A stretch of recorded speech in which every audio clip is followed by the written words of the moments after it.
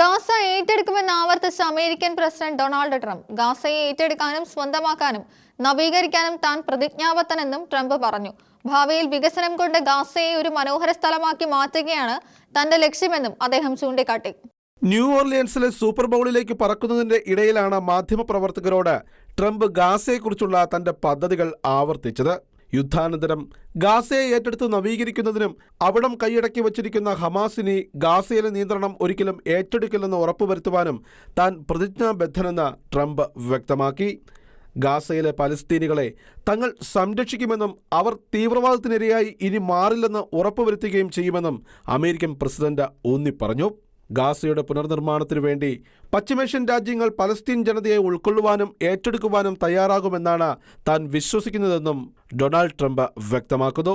അതുപോലെ പാലസ്തീൻ അഭയാർത്ഥികളെ യുഎസിലേക്ക് പ്രവേശിപ്പിക്കുന്നത് സംബന്ധിച്ച് വ്യക്തിഗത കേസുകൾ പരിശോധിക്കുമെന്ന് ട്രംപ് വ്യക്തമാക്കുന്നു.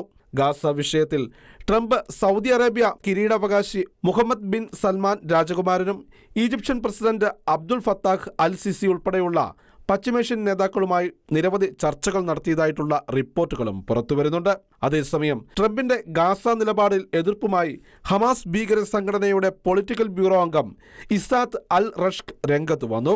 പലസ്തീൻ ജനതയെ ഗാസയിൽ നിന്നും കുടിയിറക്കുമെന്നുള്ള ട്രംപിന്റെ ഭീഷണിയെയും പദ്ധതികളെയും പരാജയപ്പെടുത്തുമെന്ന് റഷ്ക് വ്യക്തമാക്കി. International desk Shekinah news.